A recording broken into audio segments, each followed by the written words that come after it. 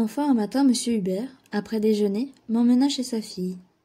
Quand la porte de sa chambre s'ouvrit, l'air tiède et parfumé qui me vint au visage faillit me suffoquer. Cette chambre était simple et charmante, tendue et meublée en toile de Perse à fond blanc, et toute parfumée de grands vases de Chine remplis de fleurs.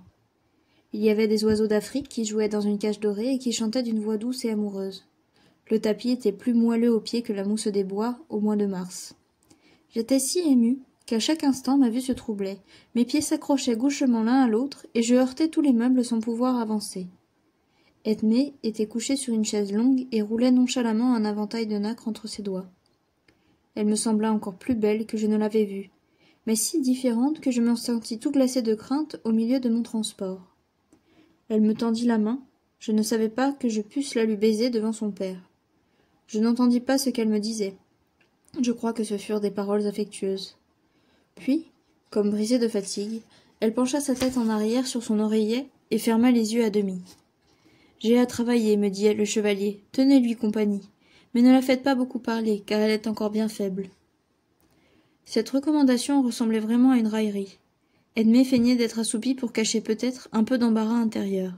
Et quant à moi, j'étais si incapable de combattre cette réserve que c'était vraiment pitié de me recommander le silence.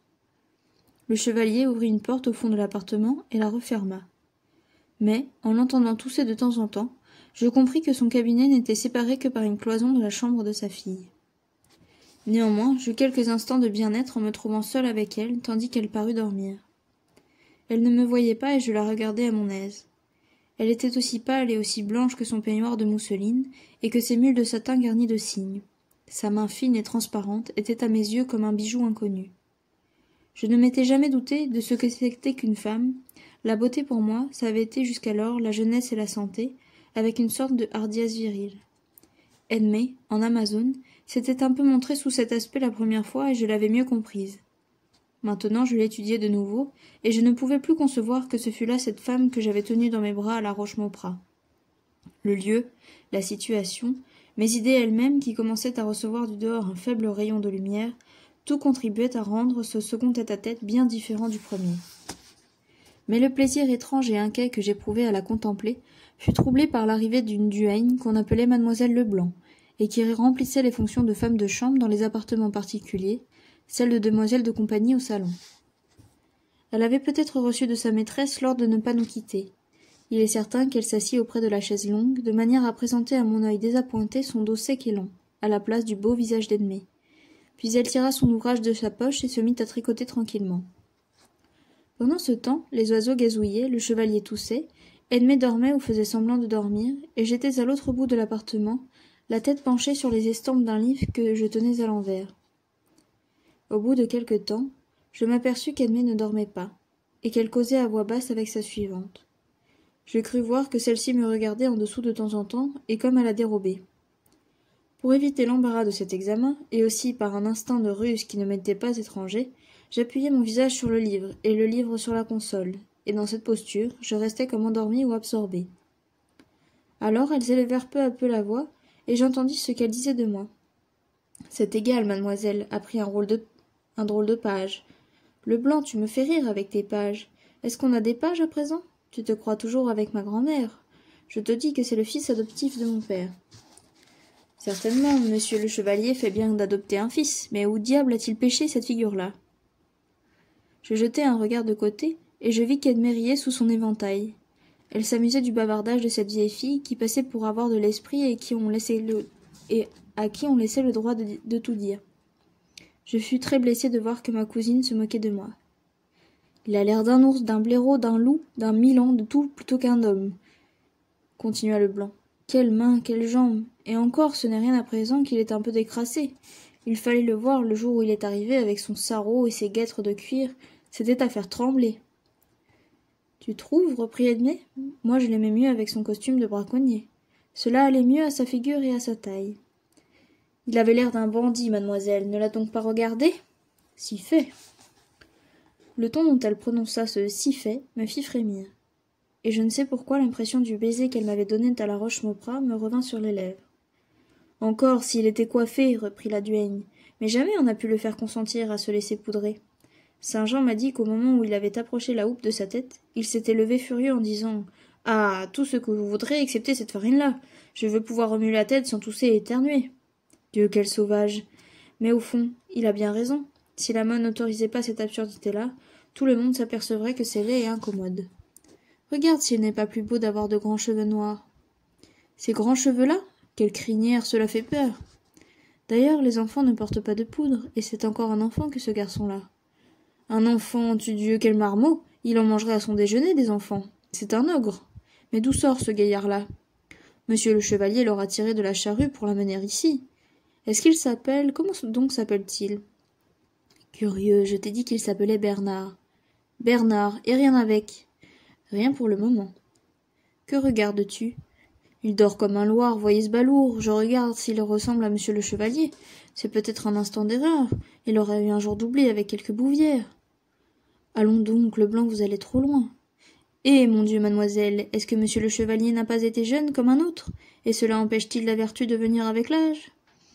Sans doute, tu sais ce qui en est par expérience. Mais écoute, ne t'avise pas de taquiner ce jeune homme.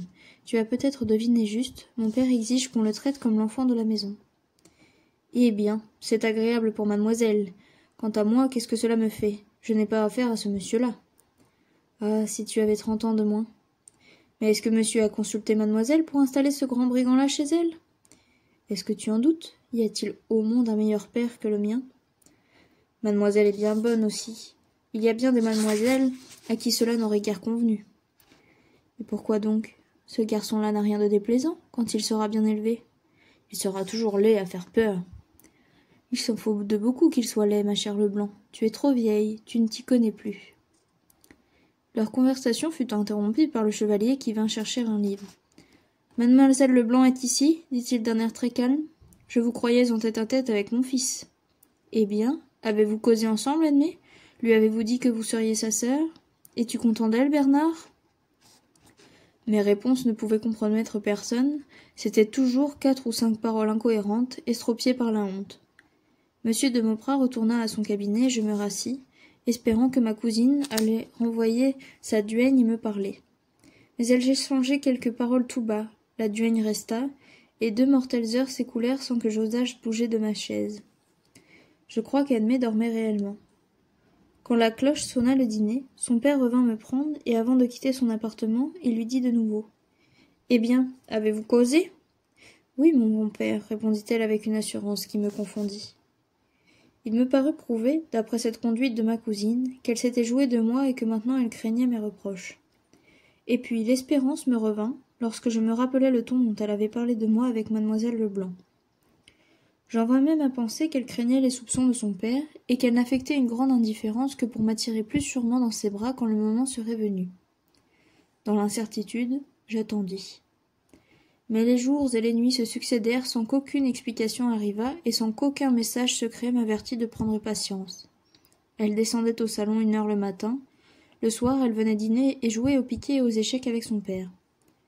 Pendant tout ce temps, elle était si bien gardée que je n'aurais pas même pu échanger un regard avec elle.